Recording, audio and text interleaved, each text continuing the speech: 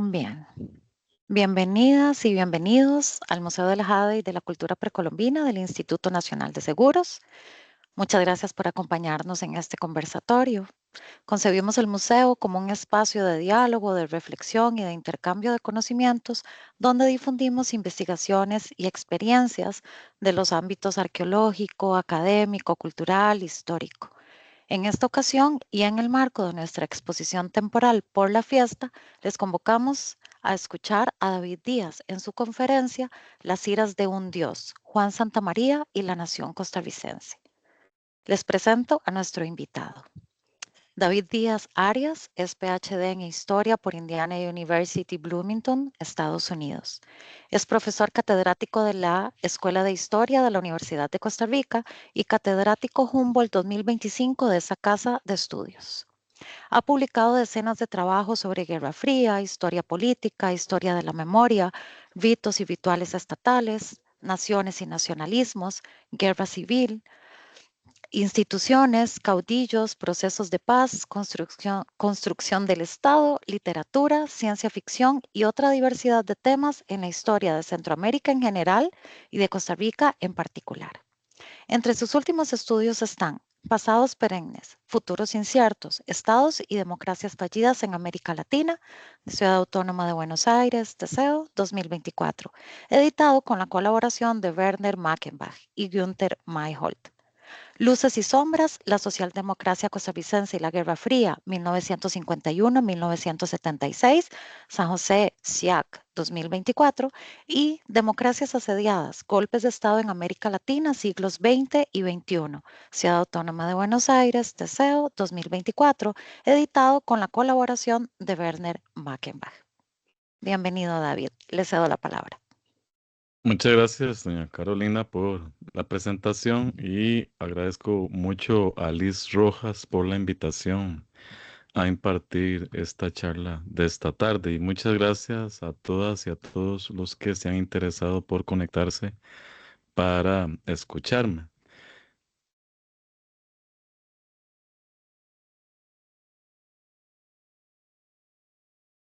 Para hacerlo un poco más llevadero, pues tengo una presentación de PowerPoint que espero que se cargue.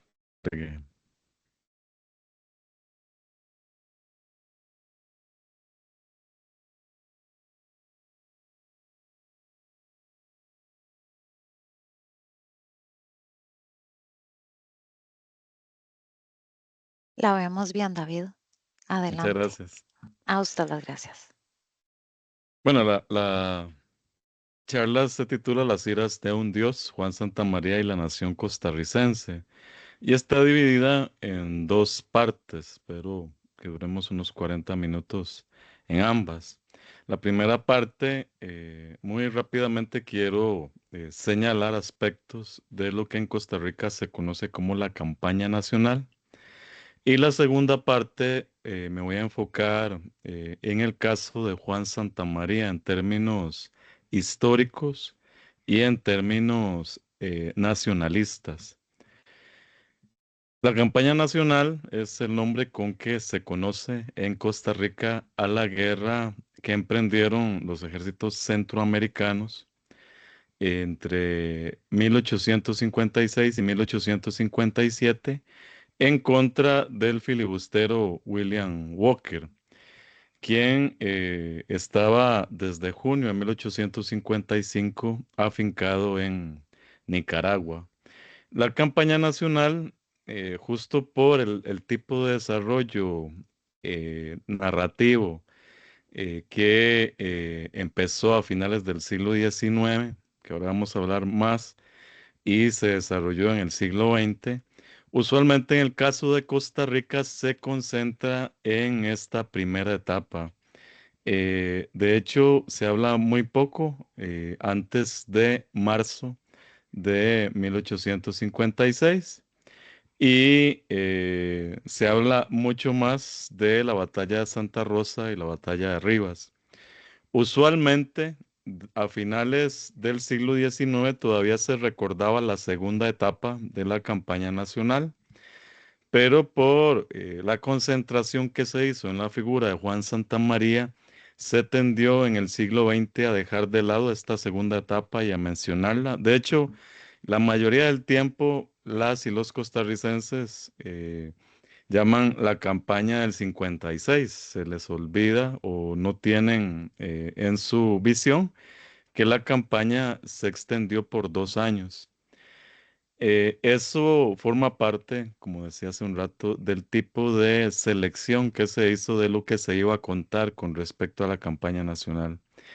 En el caso de Nicaragua, que es el otro lugar en donde esta guerra es recordada históricamente muy importante, usualmente se le llama a esta lucha contra los filibusteros guerra nacional. Y hay una oposición entre varias partes de las narrativas de lo que han contado historiadores nicaragüenses, de lo que han contado historiadoras e historiadores costarricenses. En este caso, no me voy a referir a la visión nicaragüense, solamente voy a concentrarme en la visión costarricense. Entonces, la primera etapa, como decíamos hace un rato, comienza en junio de 1855, que es el mes en que William Walker arriba a Nicaragua. Walker era un conocido abogado y médico estadounidense que para ese momento podía contar con 32, 33 años, estaba joven. Walker había sido un chico que nació en Nashville, Tennessee. En Tennessee hay una estatua recordándolo, aunque la mayoría de gente probablemente no tiene ni idea de quién es Walker. Y él creció en una familia protestante, conservadora. Fue muy buen estudiante, se graduó de medicina muy jovencito, a los 21 años. Y luego quiso estudiar derecho porque lo atraía más que la medicina, la escritura. Y estaba interesado en hacer una carrera como periodista. Y en el siglo XIX usualmente el periodismo estaba vinculado con la carrera de derecho. Entonces, Walker hizo ambas carreras y se graduó en ambas. Hizo el examen para abogacía en Nueva Orleans. Y luego se afincó en San Francisco, en donde empezó a tener contacto con grupos vinculados con el Destino Manifiesto, esta idea que existía desde la anexión de Texas a los Estados Unidos en la década de 1830, de que Estados Unidos estaban predestinados por la divinidad para civilizar a pueblos bárbaros. Y esos pueblos bárbaros eran para los Estados Unidos todos los pueblos que se encontraran hacia el sur de su frontera. El tipo de acción de los filibusteros usualmente se utilizaba como forma de anexión de territorio sin necesidad de compra, porque Estados Unidos había comprado algunos territorios a Francia, la Luisiana, a Rusia, Alaska, y también estaba en negociaciones con México, pero la anexión de Texas fue muy particular porque colonos estadounidenses que habían invadido espacios de Texas, una vez que el Estado mexicano quiso recobrar esos espacios, intercedieron ante el Estado Federal de Estados Unidos, señalando que sus propiedades y sus vidas estaban en peligro, y entonces Estados Unidos anexó ese territorio por tener colonos de origen estadounidense. Los filibusteros podían hacer ambas cosas. Una, jugar de colonos. Y la segunda, que es la primera opción que desarrolló William Walker en Sonora, México, y en Baja California, que fue esta de formar un pequeño batallón. En el caso de Walker, en Baja California, concentró 50 personas y con ellas intentó conquistar esa región de México. Fue expulsado de México y, sin embargo, en los siguientes En los siguientes meses trató de reorganizarse y en esa reorganización lo encontró una invitación de los grupos liberales afincados en León, Nicaragua, para que se trasladara a León y los ayudara en su guerra contra la otra ciudad importante de Nicaragua en ese momento, que es Granada. Nicaragua, desde la época de la independencia, está dividida en dos, si quieren, ciudades-estado, León y Granada, y ambas tienen oposición en términos de el tipo de gobierno que quieren desarrollar en Nicaragua. Esa guerra civil se había extendido, especialmente en la década de 1850, y hacia 1855 los granadinos habían escogido un presidente de Nicaragua. Los leoneses escogieron otro y quisieron imponerlo, y para eso invitaron a William Walker a desplazarse a Nicaragua. En este caso, Walker selló su pasaporte en Estados Unidos como si se desplazara como colono a Nicaragua. Y en Nicaragua pudo ir concentrando poder. Se le reunieron luego varios de sus tropas y en varios avances impulsivos logró tomar la ciudad de Granada. Logró que lo declararan comandante del ejército de Nicaragua y luego de asesinar al presidente, él mismo se declaró presidente de Nicaragua. Y en los siguientes meses, Walker comenzó su proyecto político en Nicaragua, que era un proyecto republicano, que según varias investigaciones estaba enfocado en dos niveles. El primer nivel era conquistar Nicaragua y desarrollar una serie de carreteras, puentes, edificios que dieran evidencia del progreso con que Walker quería ser representado en Centroamérica, pero también en Estados Unidos. Y en ese primer plan, Walker además quería tomar la vía del tránsito.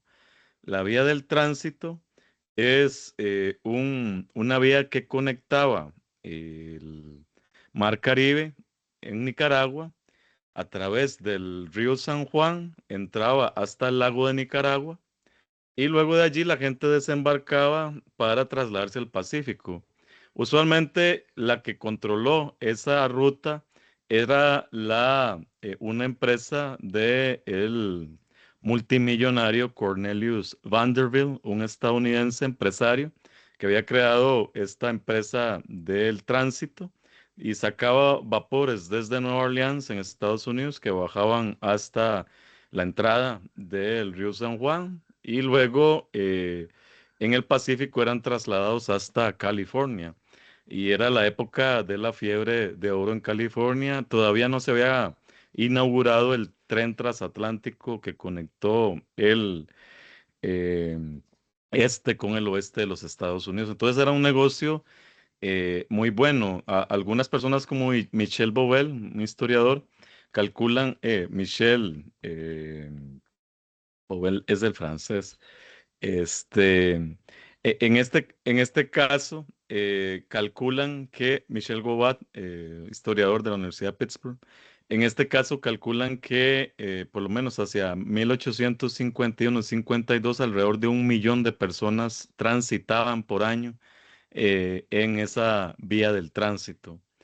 Entonces, era una vía muy apetecida en términos empresariales y Walker quería tomarla para a partir de allí hacer presión, ser visibilizado en los Estados Unidos.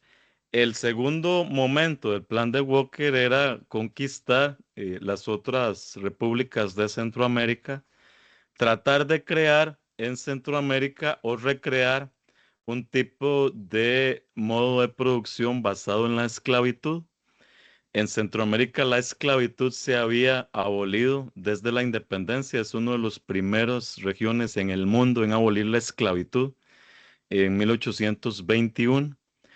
Entonces no existía este tipo de institución. Walker la volvió a implantar en Nicaragua una vez que se declaró presidente. Y su idea era conquistar a estas repúblicas a partir de un modelo de explotación esclavista, desarrollar un tipo de economía que se conectara con los estados del sur de Estados Unidos, que en ese momento empezaban una disputa muy fuerte con los estados del norte y del este, con Nueva Inglaterra, con respecto al tipo de modo de producción que se iba a desarrollar en Estados Unidos. En el norte y el este, más concentrados en un capitalismo industrial muy agresivo, y en el sur con este tipo de producción agraria basada en la esclavitud. Eventualmente eso va a llevar a la guerra civil en Estados Unidos a partir de 1860. Entonces, Walker, el otro asunto del que tiene interés es en revivir la Federación Centroamericana, porque a partir de allí esa es una vía que podría servirle para conquistar a los otros países de esta región. Y para eso echa mano del reclamo nicaragüense sobre el partido de Nicoya que había sido anexado a Costa Rica hacia 1825. Gracias a eso, entonces Walker el 11 de marzo de 1856 le declara la guerra a Costa Rica, reclamando el partido de Nicoya como parte del territorio nicaragüense. Y a partir de allí es que inicia esta parte que la mayoría ya de costarricenses que han pasado por primaria, pues lo tienen más claro. Empieza una organización interna en Costa Rica para tratar de enfrentar la amenaza filibustera y también contactos entre el presidente de Costa Rica, Juan Rafael Mora, y los otros presidentes de El Salvador, Guatemala y Honduras para intentar desplazar ejércitos cada uno para enfrentar a los filibusteros en Nicaragua.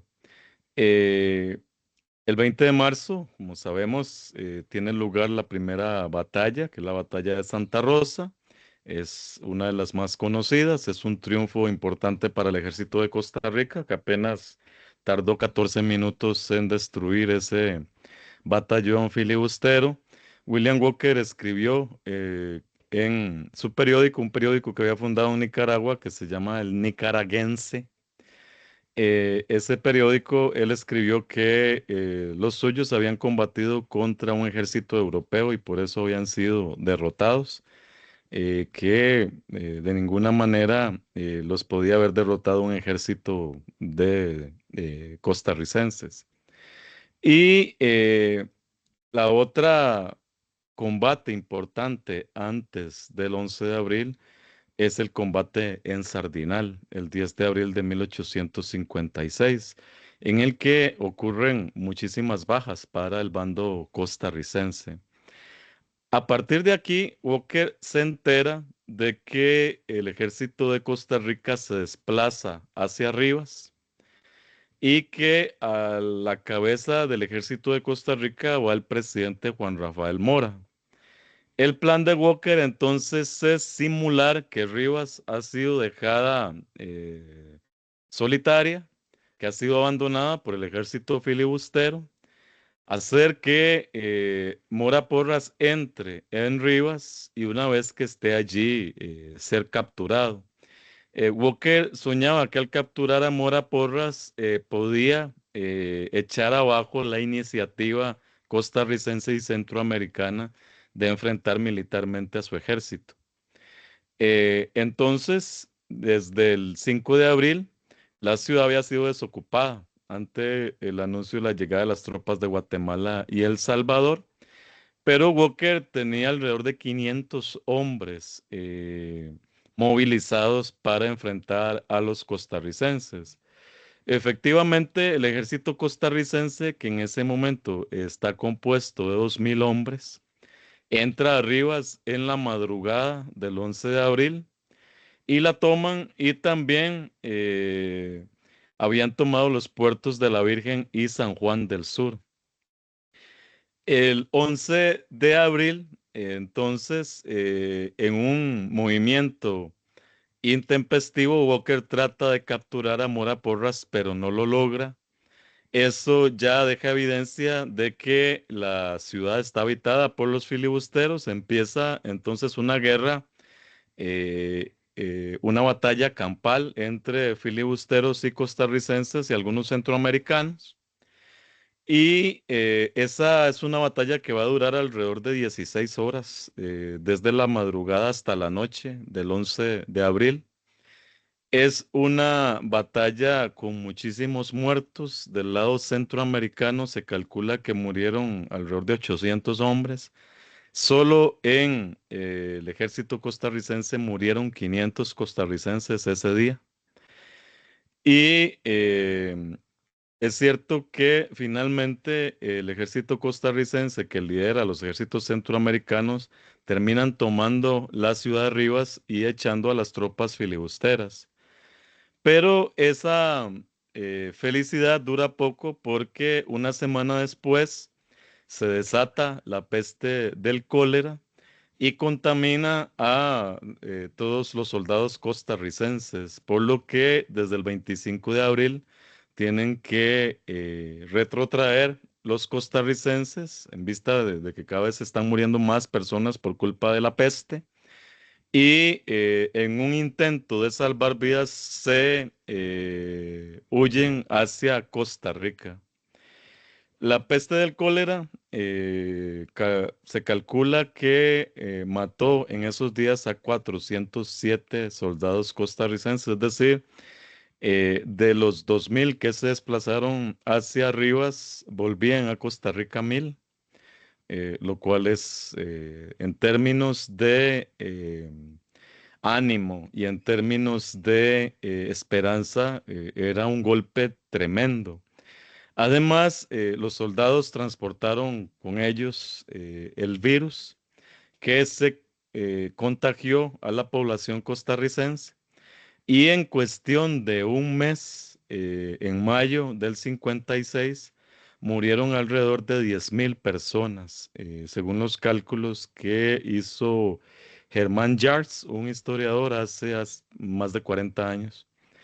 Eh, lo cual representaba alrededor del 10% de la población de Costa Rica. En ese momento eran 100.000 costarricenses. Esto entonces, la peste, acompañada de la gran cantidad de gente muerta y el tipo de muerte que producía el cólera, realmente fue devastador para la sociedad costarricense. Eso hay que dejarlo muy, muy claro. Cuando se llega hasta el 11 de abril en esta narración, no se toma en cuenta lo que podía haber representado en términos, por ejemplo, de recolección del café, de la cosecha del café de 1856, a enfrentar lo que la peste había provocado. Pero además de eso, lo segundo es que Walker sigue afincado en Nicaragua y que el peligro de invasión sigue activo. Entonces, a la par de la crisis de salud pública, a la par de la crisis de ánimo que seguramente impactaba a los costarricenses y a las costarricenses,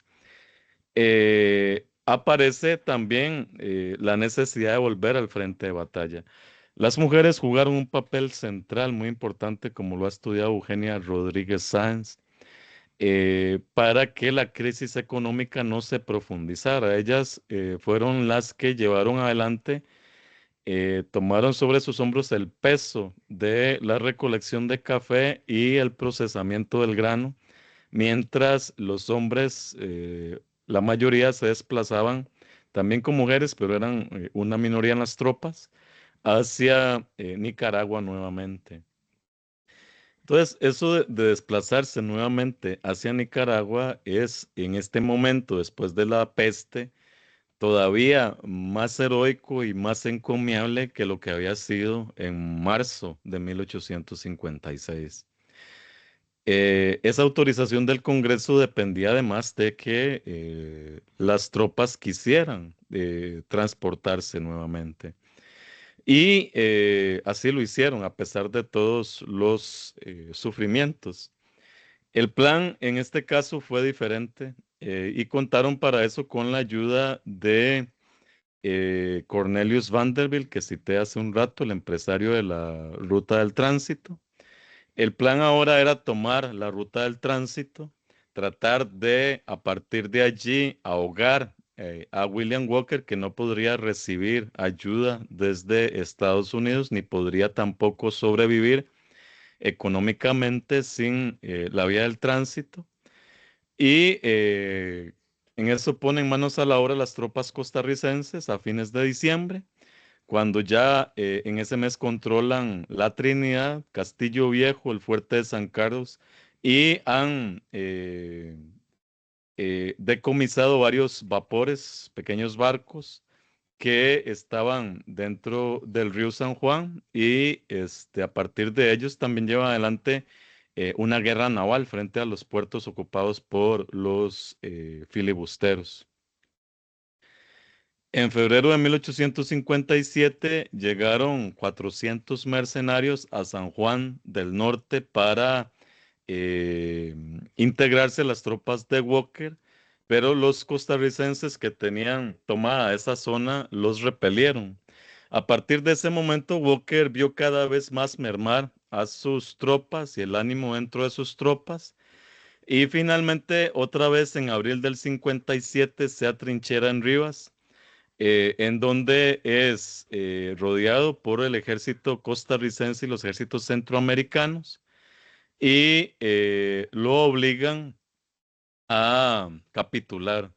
Eso sí, Walker en su visión racista no aceptaba capitular ante el presidente Juan Rafael Mora, quien veía como inferior racialmente a él.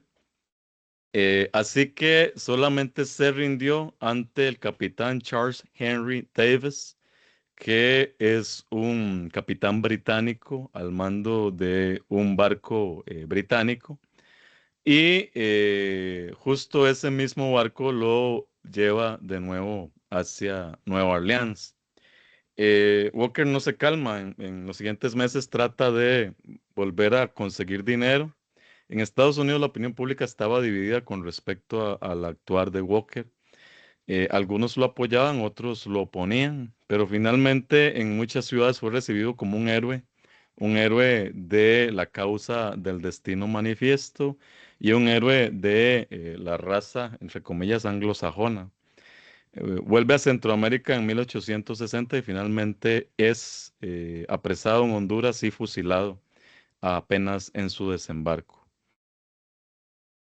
Bueno, entonces esas son las dos etapas en las que se basa lo que llamamos campaña nacional y son las etapas que han sido estudiadas por historiadores e historiadoras costarricenses en sus diferentes partes, tanto en su historia política, económica, cultural y social.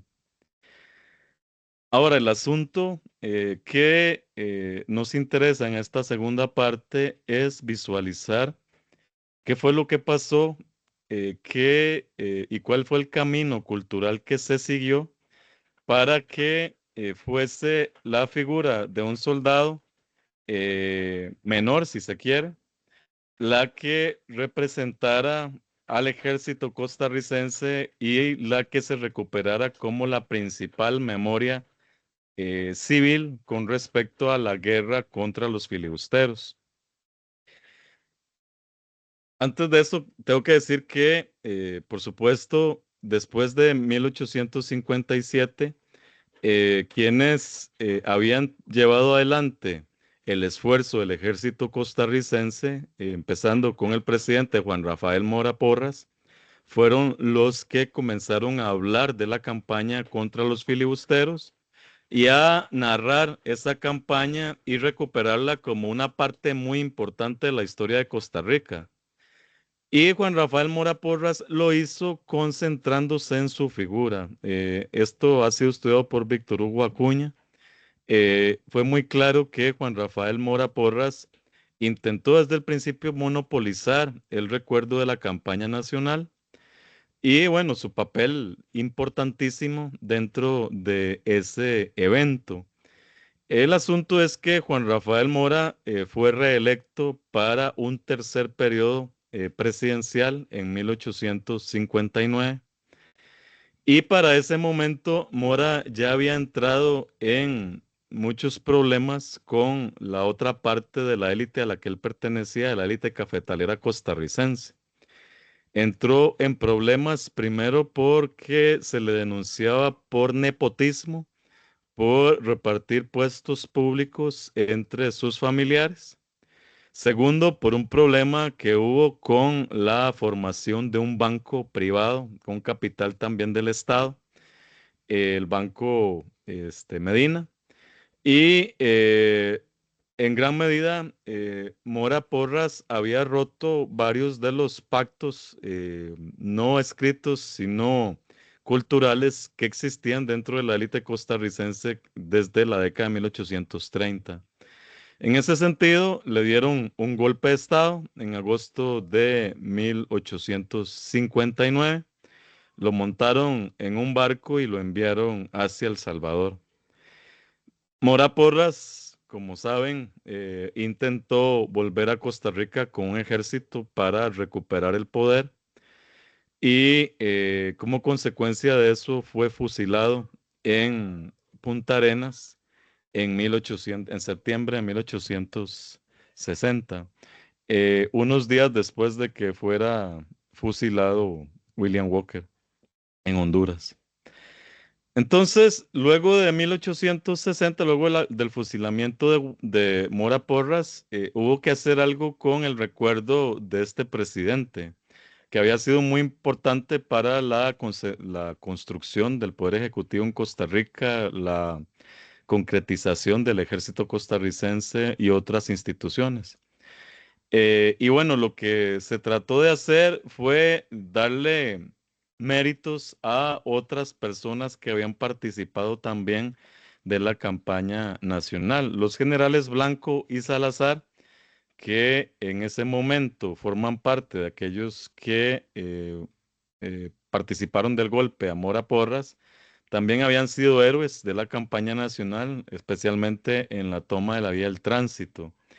Ellos siguen jugando un papel importante en la década de 1860 en Costa Rica, dando golpes de Estado suaves, como eran los golpes de Estado en Costa Rica. Pero después de que Tomás Guardia toma el poder en 1870, ambos son sacados de ese poder y puestos al margen. Entonces, para hablar de la campaña nacional, que había sido un evento muy importante, un evento traumático, un evento histórico que recordaban todas las personas que lo habían vivido, había que hacerlo con muchísimo cuidado, porque no se podía hablar mucho de Mora Porras en vista de que Mora Porras había sido fusilado por el mismo Estado costarricense. Y tampoco se podía echar mano de darle heroicidad a otras personas como los generales Blanco y Salazar. La primera vez en la que tenemos evidencia escrita de que se recupera la campaña nacional es el 15 de septiembre de 1864, cuando este personaje, José de Ovaldía, que es un político granadino, eh, con un gran valor republicano, muy importante. Se encontraba en esos momentos en Costa Rica.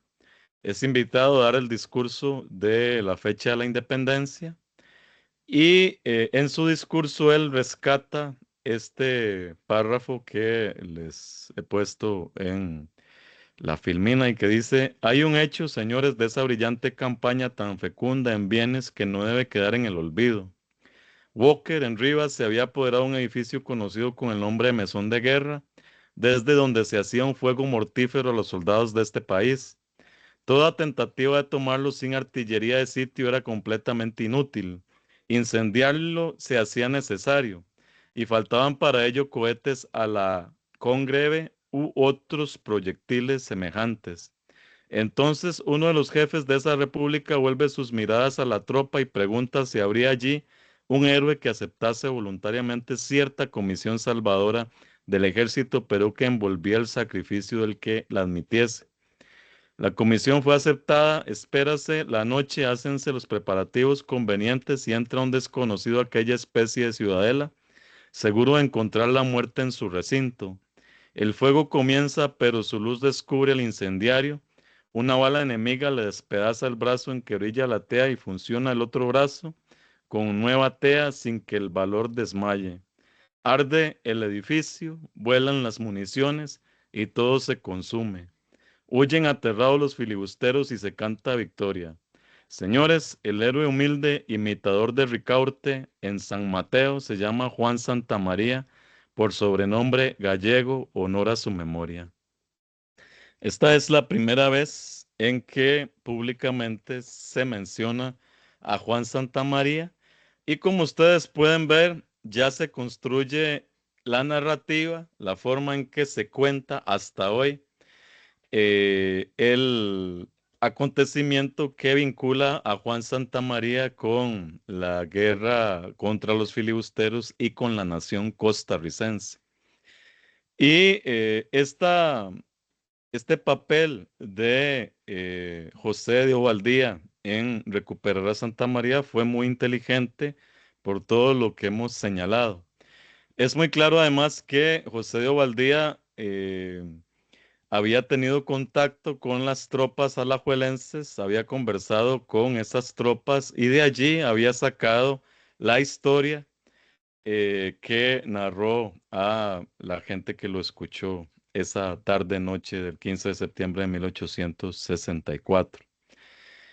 El papel de la campaña nacional comenzó a ser muy importante a partir de entonces para recordar el 15 de septiembre. La campaña todavía no tenía una fecha para celebrarla o recordarla.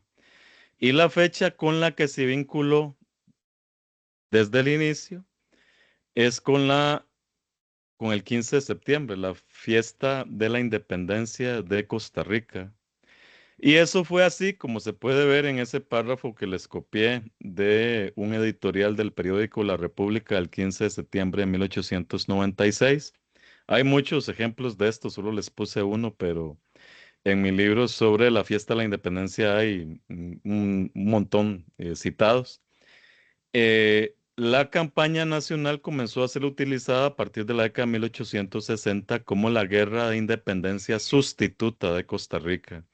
En vista de que Costa Rica, como toda Centroamérica, había obtenido la independencia no por una sublevación armada, sino por como consecuencia de la independencia de México, Costa Rica no podía echar mano de héroes de la independencia para tratar de buscar vínculos entre la población y el Estado.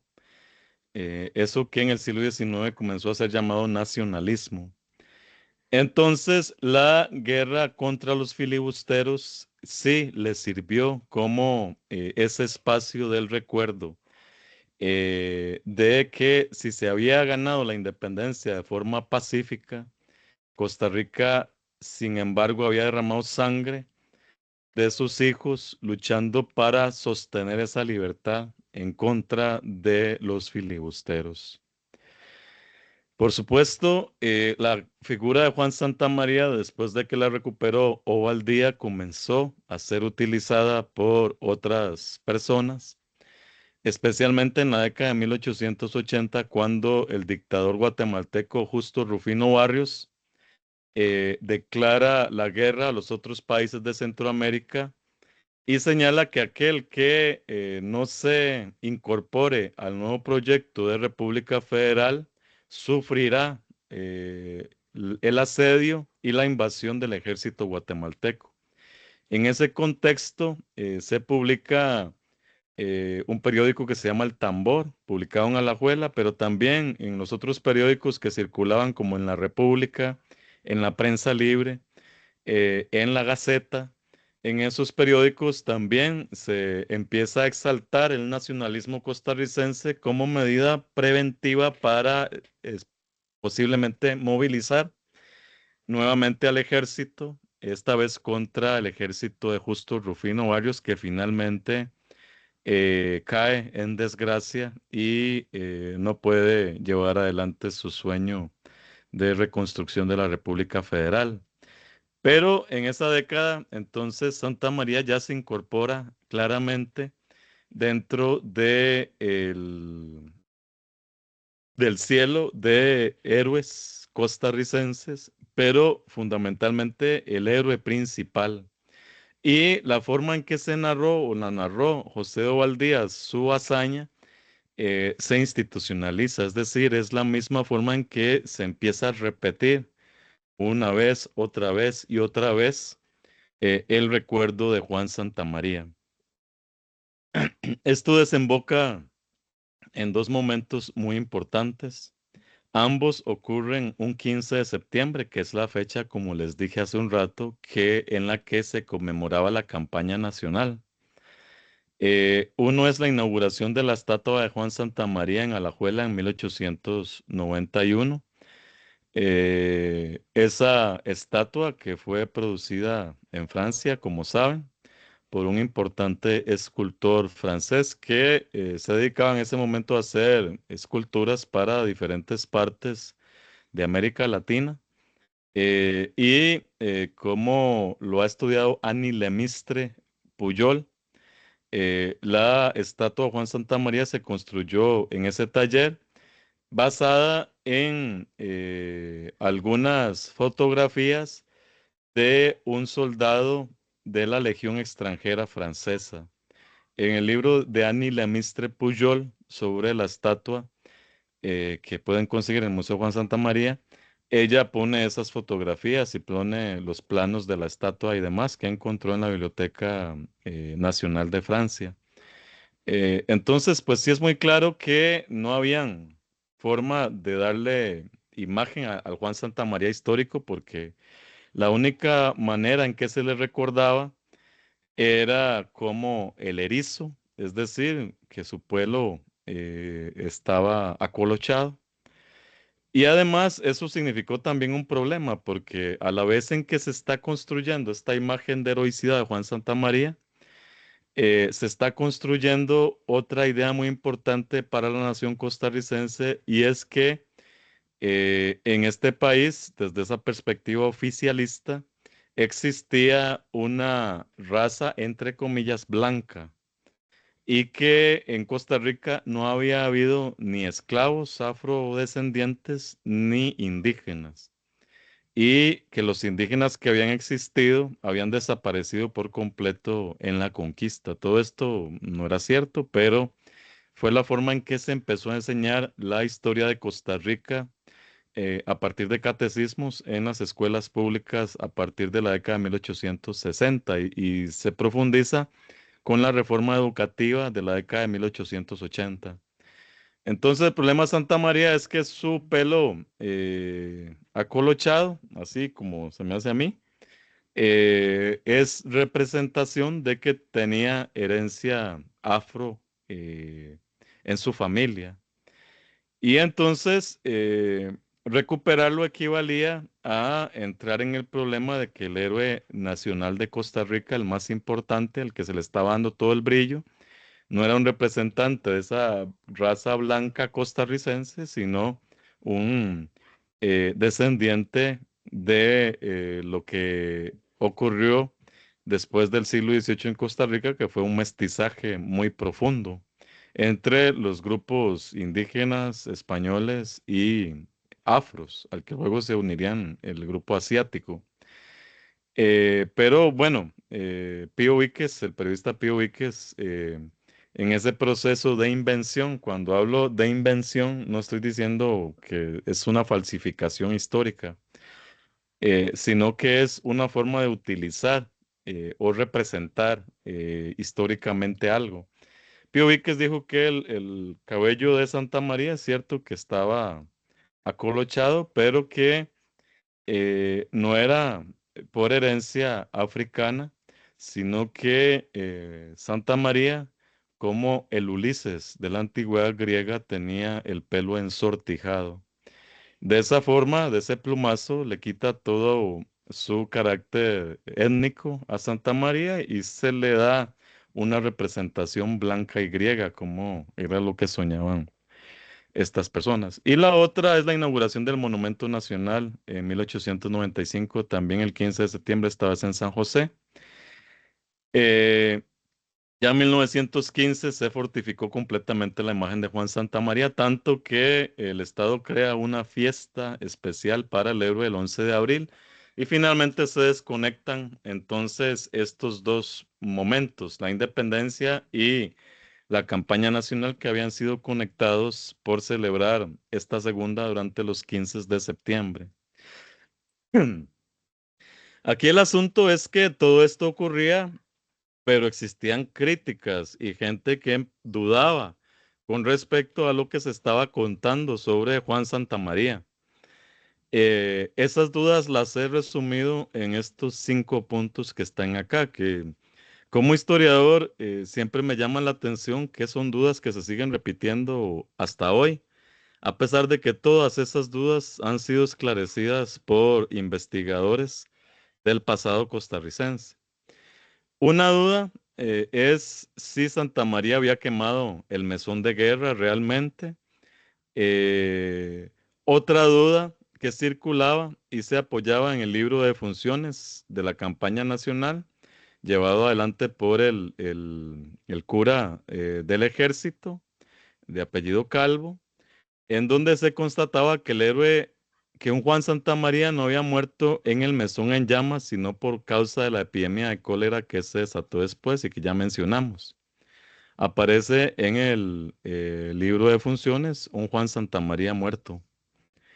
Luego, el historiador guatemalteco Lorenzo Montúfar, que tiene un libro gigante sobre la guerra contra Walker, que publicó en la década de 1880, tenía muchísimas dudas de que Santa María siquiera hubiera existido como personaje histórico, porque en los partes de guerra que él revisó no existía ninguna referencia a él. Luego, el sacerdote Víctor Sanabria Martínez, quien en 1940 se convertiría en arzobispo de San José, también escribió un estudio en el que señaló que era imposible que Juan Santamaría hubiese estado entre las tropas que lucharon el 11 de abril de 1856.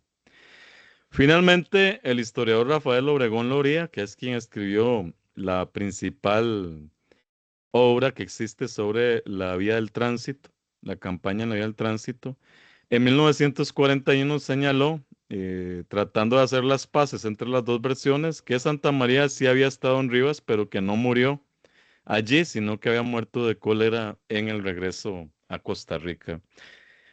Todas estas dudas se plantearon desde la década de 1880 y se fueron acumulando, pero los admiradores del héroe nacional y también historiadores críticos comenzaron a investigar ya a partir de la documentación, a partir de las dudas planteadas, la realidad sobre Santa María. Lo primero que encontraron fue el acta de bautismo de Juan Santa María, que es el acta que pueden observar en el Museo Juan Santa María en Alajuela. Eh, Luego, la Municipalidad de Alajuela hizo entrevistas con personas que habían participado en la batalla del 11 de abril. Eso fue reunido por la Municipalidad de Alajuela en 1891 y se llama Información ad perpetuam. Allí hay decenas de testimonios que hablan de Juan Santamaría. Está la solicitud de pensión de Manuela Carvajal, madre, a veces se le llama también Manuela Gallego, quien se presenta como la madre de Juan Santamaría. Es una pensión que ella solicita en 1860. Y es una pensión que luego ella pide que se le suba, por lo tanto hay otro estudio para mostrar que efectivamente ella era la madre de Juan Santamaría, de una de las personas que habían muerto en Rivas. Y una serie de documentos históricos que se fueron publicando, la mayoría están en este libro que se publicó en 1926, que se llama El Libro del Héroe, compilado por Luis W. Segreda, y que pueden bajar de la página del SINAVI, de la Biblioteca Nacional. Cuando Santa María cumplió 100 años, en 1931, también se creó el libro del Centenario de Santa María, donde vienen también ensayos y documentos. En 1956, en la conmemoración del centenario de la campaña nacional, la Asamblea Legislativa hizo un concurso de ensayos en el que participaron muchas personas, una de ellas el joven Carlos Meléndez Chaverri, quien escribió un ensayo sobre la veracidad histórica de Juan Santamaría, que luego se publicó como un libro. Y también se publicaron crónicas y comentarios del pasado sobre Juan Santamaría. Para resumirles, hacia 1956, cuando ya se celebra el centenario, todas las dudas que he señalado con respecto a Santa María se habían respondido, incluso aquella que se refería, bueno, a que si había muerto en Rivas, todavía estaba en duda. Pero en 1956, un investigador alajuelense encontró que habían participado 6 personas con el nombre Juan Santamaría en el ejército costarricense. Es decir, que aunque alguno hubiera sido reportado como muerto por cólera, al existir 6 personas con el mismo nombre, era muy verosímil que ese fuera otro Santa María y no el que narraba José de Ovaldía. La otra es que sí se probó la existencia histórica de Santa María, por lo que Lorenzo Montúfar, como dirían los ticos, estaba meando fuera del tarro. Y también el hallazgo con respecto a la participación de Santa María en el ejército, en la tropa de Alajuela, se había logrado también hacia el centenario porque se habían encontrado su nombre como tambor del ejército de Costa Rica. Lo único que faltaba probar era que Santa María había muerto el 11 de abril eh, en Rivas, si no se le hacían caso a los testimonios de las personas que lo habían visto. Y esa documentación la encontró el historiador Rafael Méndez en su tesis de licenciatura en la Universidad Nacional que defendió a principios de 1991. Allí él muestra la documentación con la que se daba el parte funerario de Juan Santamaría como caído al pie del mesón de guerra, tratando de prenderle fuego. Es decir, la historicidad de Santa María ya no se puede poner en duda. Por eso, como historiador, siempre me llama la atención que todos los 11 de abril alguien sale diciendo que murió de cólera, que no murió el 11 de abril, que no existió, que fue un invento, que es decir, todas estas cosas que ya fueron probadas históricamente por historiadores, historiadoras con documentación que sí fueron ciertas.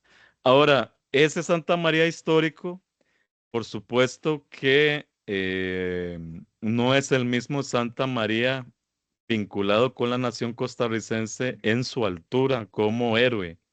Es decir, todo lo que se le adjunta, y en ese sentido invención a Santa María para lograrlo construir como el gran héroe de la campaña nacional superior a todo mundo, incluso a Ricaurte, como decía Juan Fernández Ferraz, eso solo se logró escogiendo qué contar de la campaña nacional, dejando de lado al presidente Mora, pero también dejando de lado la segunda parte de la campaña nacional y concentrando todo el esfuerzo en visualizar que Santa María, al pegarle fuego al mesón de guerra, como le enseñaban a uno pequeño en la escuela hace 800 años, incluso se dramatizaba prendiéndole fuego a un mesón donde salían corriendo filibusteros. Con eso uno como niño pensaba que se terminaba la guerra contra los filibusteros. Claro que si se plantea ya en toda su dimensión, hablando además de la peste de cólera, Santa María es una parte de un proceso gigante lleno de heroísmo por parte de hombres y mujeres costarricenses. Eh, Construirlo como héroe, inventarlo, no como ser histórico, porque sí existió y sí participó de todo lo que se dice, sino inventarlo como héroe único, héroe nacional, sí llevó esta escogencia del personaje. Y también se han dado usos de Santa María, es decir, ya el personaje histórico se desprende de su figura histórica y se convierte en un símbolo de muchas cosas. Durante la fiesta de su centenario, esto lo voy a decir ya muy rápidamente para ir cerrando, Santa María consolidó su culto, ya se construyeron imágenes prácticamente que hacían a Santa María muy similar a Jesucristo, que es algo que ocurre mucho en los países de América Latina o iberoamericanos cuando se heroiza a una persona. En la medida en que esa heroización se acerca cada vez más a la figura de Cristo, adquiere mayor capacidad sagrada para la nación. El Partido Comunista de Costa Rica, después de 1931, utilizó a Juan Santamaría como antiimperialista y lo utilizó como símbolo para enfrentar a la United Fruit Company en el Caribe. Luego, en el centenario de la campaña nacional, que un año antes se había peleado contra tropas calderonistas que trataron de reingresar a Costa Rica, se develó una nueva placa en Santa Rosa que nuevamente hacía vínculo entre la campaña y la nación costarricense, pero ahora contra los calderonistas. Los jóvenes de la década de 1970, dicen algunas de sus representantes, que andaban buscando a su Juan Santamaría, es decir, aquel héroe entre ellos que se pareciera a ese tambor vinculado con el mito nacional. Algunos querían ser el Che Guevara, pero otros querían ser Juan Santamaría. Luego este fiasco de la devolución de los restos de Juan Santamaría el 11 de abril de 1981 que protagonizaron Rodrigo Carazo y Daniel Ortega, que es un fiasco que cuento en mi libro Historia del 11 de abril, Juan Santamaría entre el pasado y el presente. Y eso sí, a finales del siglo XX, entre una serie de dudas que existían con respecto a muchísimas cosas como el futuro de Costa Rica, la figura de Juan Santamaría comenzó nuevamente a ser cuestionada por muchas personas, hasta creer nuevamente el relato de que el héroe no había existido. Eso a la par de una Costa Rica que ha cambiado muchísimo con respecto a su pasado más próximo, una Costa Rica más neoliberal, más individualista, menos vinculada con lo comunitario, hizo que hubiera una eh, desconexión entre ciudadanas, ciudadanos y la nación costarricense que seguimos pagando hoy en día en vista de que el abstencionismo es una de sus principales consecuencias. En ese sentido, el descrédito de ese pasado construido por nuestros antepasados, que era fundamental porque Juan Santamaría además era el único héroe, quizás en todo Occidente, el único héroe que pertenecía a las clases populares. Los otros héroes son héroes que pertenecen a grupos militares de clase alta, desde Simón Bolívar hasta San Martín, el cura Hidalgo, etcétera. Santa María representaba o representa muy bien a los sectores populares que fueron los que pusieron la carne y la sangre en esta lucha contra los filibusteros.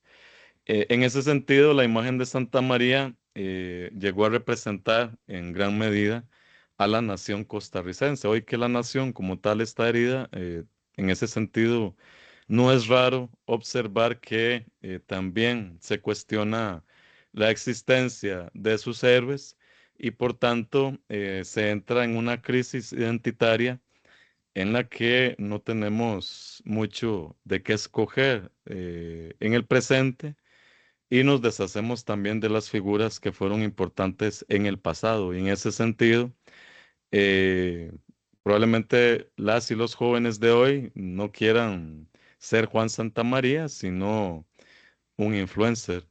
Muchas gracias.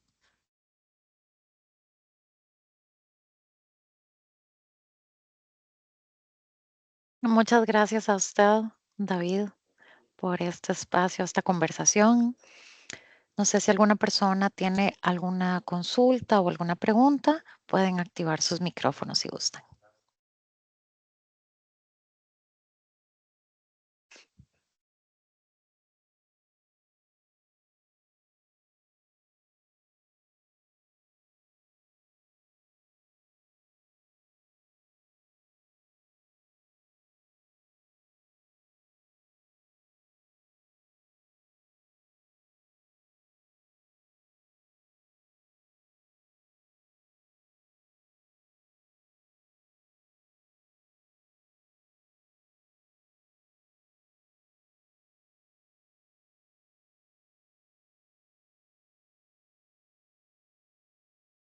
Muy bien. Bueno, entre los comentarios que nos dejaron en el chat, ¿verdad? Laura Rodríguez, sin querer entrar en polémica, ¿cómo se parecen estos hechos históricos a lo que se está viviendo actualmente con Estados Unidos y el resto de América? Yolanda Hernández, qué linda exposición, conocí cosas que ignoraba, gracias.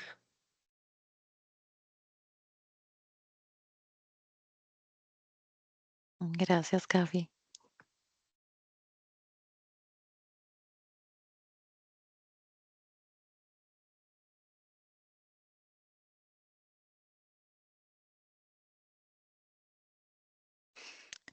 Buenas. ¿No tiene activado el micrófono, don Diógenes?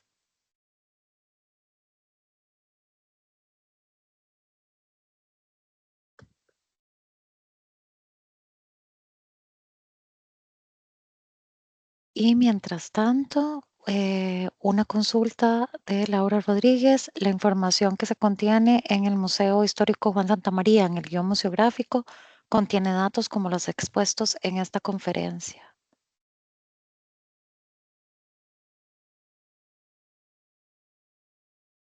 Y bueno, también tenemos mensajes agradeciéndole, David. Diógenes, gusto verte, pero no te escucho. Sigue en silencio. Eso debe estar ahí. A ver si la escuchamos.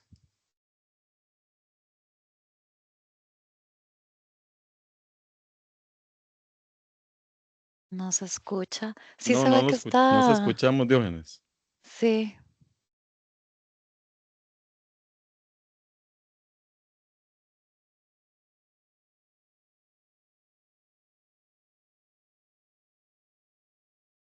si gusta podría, si le parece, puede escribir en el chat, don Diógenes. Adelante.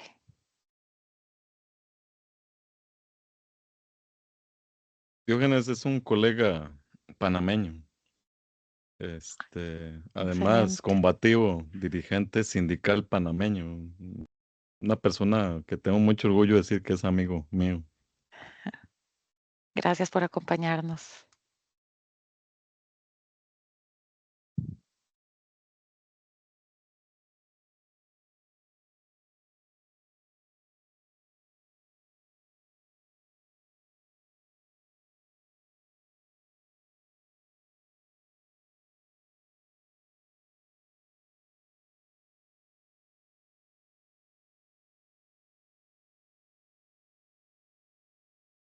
Bueno, no sé si le parece, David, esta consulta de doña Laura sobre los datos en el Museo Histórico Juan Santamaría. Muchas gracias, doña Laura, por sus consultas y comentario. Efectivamente, el guión del museo está muy bien hecho. Ha sido hecho por historiadores, historiadoras con conocimiento de la campaña y por tanto está curado, como dirían las personas en los museos. Está revisado por diferentes personas y puedo darle certeza de que los datos que tiene son datos fidedignos históricamente.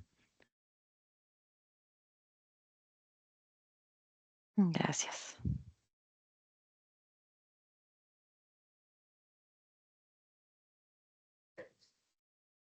¿Qué tal, David? Bueno, aprovecho que Diógenes está todavía resolviendo sus asuntos técnicos nuevamente para agradecerle por compartir esta ponencia tan, tan pertinente, tan elocuente, tan bien documentada como siempre, que le hemos invitado a impartir el día de hoy en el marco de esta exposición temporal que tenemos aún en exhibición en el museo por la fiesta que precisamente ha buscado aproximarse a esa definición, categoría o acontecimiento que implica distintas expresiones festivas. Entonces, pues precisamente y aprovechando que tenemos tal vez aún tiempo, me gustaría que si es, ¿verdad? Si usted lo ve prudente, nos pudiese ampliar un poco la parte final de su exposición. Sobre todo esto que usted menciona o que indica como una crisis identitaria, ¿verdad? Que cómo estas expresiones o la no participación en este tipo de manifestaciones festivas, llámesele fiestas electorales, conmemoraciones de figuras heroicas o gestas, cómo podríamos, digamos, entablar una relación en ese sentido entre las formas o ¿verdad? La participación en estas festividades y digamos que los distintos, digamos, nuestro contexto en este momento social, político, económico, en términos generales. Entonces, básicamente eso, si nos puede ampliar un poco esa idea final sobre la crisis identitaria y las formas digamos, de conmemorar o celebrar en este momento en Costa Rica. Gracias. Muchas gracias, Liz. Eh, Hay una desconexión que se puede documentar que va ocurriendo hacia la década de 1990. Es una desconexión entre la política que se vive en ese momento, que es una política bipartidista, principalmente liderada por el Partido Liberación Nacional y su opositor, el Partido Unidad Social Cristiana. En principio, se trata de dos agrupaciones políticas opuestas en términos ideológicos y en vista de que el Partido Unidad Social Cristiana hace vínculos con Calderón Guardia en términos simbólicos, porque el Partido Unidad Social Cristiana apenas se funda en 1983, eh, el, ese vínculo en principio se utiliza para movilizar votos vinculados con el viejo calderonismo republicano. Entonces, en principio están opuestos, pero la reforma del Estado que comienza a desarrollarse con el primer programa de ajuste estructural para negociar la deuda externa que había provocado la grave crisis de 80-81 en Costa Rica, esa negociación lleva a que haya cada vez mayor homogeneidad entre el Partido Unidad Social Cristiana y el Partido Liberación Nacional. Liberación trata de esconder ese parecido entre su modelo político y el de la unidad, porque en términos de sufragio tiene consecuencias eso de apoyar la reforma del Estado.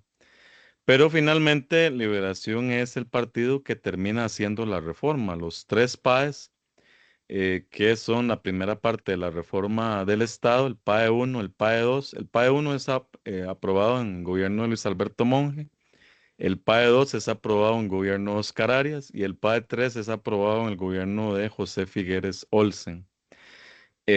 Finalmente, eso hace que la gente hacia 1998, eso lo discuto en mi libro sobre historia del neoliberalismo, eh, no vea diferencia entre la Unidad Social Cristiana y Liberación Nacional y empiece a decir que el partido no son dos partidos, sino que es uno solo que se le podría llamar PLUSC.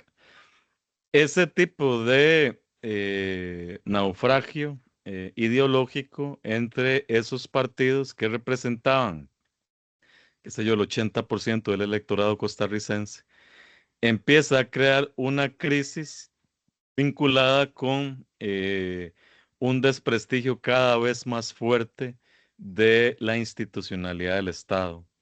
Eh, Esto lo inventó la campaña política de Carazo en 1977-78, pero se profundizó en los 90 de decir que la educación pública y la salud pública son malas y que el que pueda, es decir, la clase media, debería buscar su propio tipo de educación y su propio tipo de salud, de forma que el negocio de la educación privada y de la salud privada crecen exponencialmente a finales de los 90 y durante estas 2 décadas y media que llevamos del siglo XXI se han creado más hospitales privados y más escuelas y colegios privados, creo que de los que existen públicos.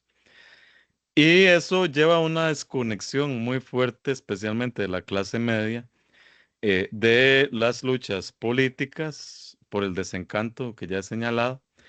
Y en ese sentido también el compromiso fuerte con el proyecto de nación costarricense en el que se integraba toda la comunidad nacional, no solamente a unas clases. Entonces, hay una variación muy fuerte política que se ve en términos de partidos políticos, una variación muy fuerte en términos de proyecto de Estado que se ve entre la separación de la clase media con respecto a las luchas sociales históricas. Y eso tiene consecuencias también en la forma en que se vincula a la nación, a las personas con la nación costarricense. Y esas consecuencias están expuestas en, por un lado, la apatía que se comienza a ver en las fiestas de la independencia y en las fiestas del 11 de abril. Incluso hay otras fiestas que se eliminan, como la del 20 de marzo, que se celebraba, dejó de celebrarse. Y por un proyecto de Otto Guevara, muchas de las fiestas nacionales desaparecen para convertirse solamente en un lunes absuelto, porque la fecha se pasaba para que los costarricenses hicieran turismo interno y así se alimentara la industria turística nacional. Eso se hizo también con el 11 de abril en muchas oportunidades. Se hizo con la fiesta de recuerdo de la anexión del partido de Nicoya y se hizo incluso también con el 15 de septiembre, todavía, en la pandemia y después de la pandemia. Eh, Incluso el bicentenario de la independencia no se celebró el 15 de septiembre porque se había pasado la fecha por este tipo de vínculo con el turismo. Finalmente, es toda una estructura que desestabiliza el vínculo que tiene la sociedad costarricense con su pasado. Y esa desestructuración tiene además consecuencias políticas muy fuertes, que son las que estamos viviendo en estos momentos. Falta de liderazgo político, falta de identidad política, falta de opciones políticas y el país a la deriva, básicamente, mientras se mata la gente en la calle, ya sea entre ellos por asuntos de violencia social, particularmente ensañada contra las mujeres y contra niños y niñas, y también ancianos y ancianas. Y por otro lado, la violencia producida por el narcotráfico. Eso tiene el país en vilo. Su democracia, además, entre comillas, quizás por primera vez en su historia, es una democracia que es la democracia más antigua de América Latina y la segunda democracia más antigua de Occidente, solamente superada por los Estados Unidos, que es la otra democracia que está enferma en estos momentos. Entonces, ambas democracias, las más antiguas de Occidente, están en esa desazón de falta de vínculo con el pasado y inclinación hacia discursos inmediatos que prometen resolver los problemas como con una varita mágica, cuando la mayoría sabemos que eso no puede ocurrir. Entonces, sí, eso ha tenido impacto en las festividades nacionales, por lo que decía, algunas se eliminaron del calendario y otras perdieron potencial por esta política de estarlas arrastrando al lunes siguiente. Además, por falta de un compromiso cada vez más fuerte de parte de las familias y, por qué no decirlo, también de, el Magisterio Nacional.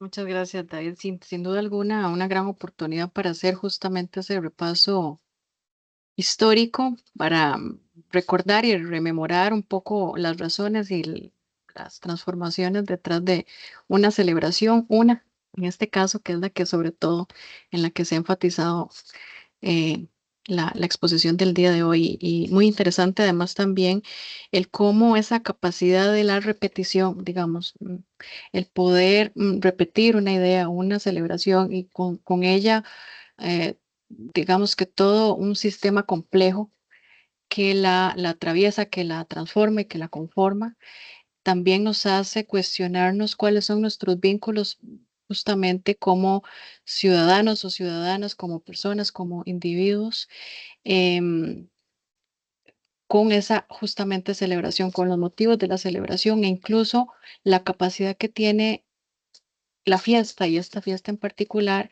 de también permitirnos realizar ciertas reflexiones con nuestro contexto actual, ¿verdad? A pesar de ser una celebración, por supuesto tiene una data ya, tiene ya mucho tiempo, pues repitiéndose con un cambio de fecha, como usted lo ha mencionado, pero que ha sido ya o es parte de pues nuestro calendario anual, aunque como usted lo menciona, también se han hecho ajustes al respecto por otro tipo de políticas o intereses objetivos en su momento. Eh, Le paso, por supuesto, a Carolina la palabra para que siga guiando. No sé si alguien más tiene alguna duda o un comentario.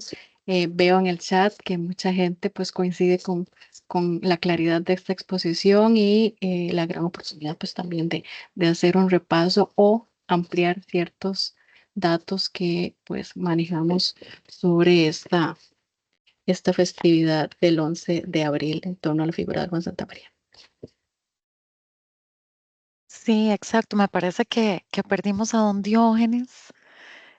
No, no lo encuentro ya. Bueno, espero que luego se puedan comunicar ustedes y no sé si alguna otra persona tiene alguna consulta o un comentario. Si no, agradecer a David por este recorrido, por este recuento e invitarles, por supuesto, a visitar la exposición por la fiesta en donde podrán encontrar estos temas y otros más también. Bueno, Bueno, me muchas parece gracias que nuevamente. estamos. Muchas gracias, Liz. Muchas gracias a doña Carolina. Muchas gracias por la invitación. Siempre es un gusto colaborar con el Museo de Jade. Muchísimas gracias. Les deseamos una feliz tarde.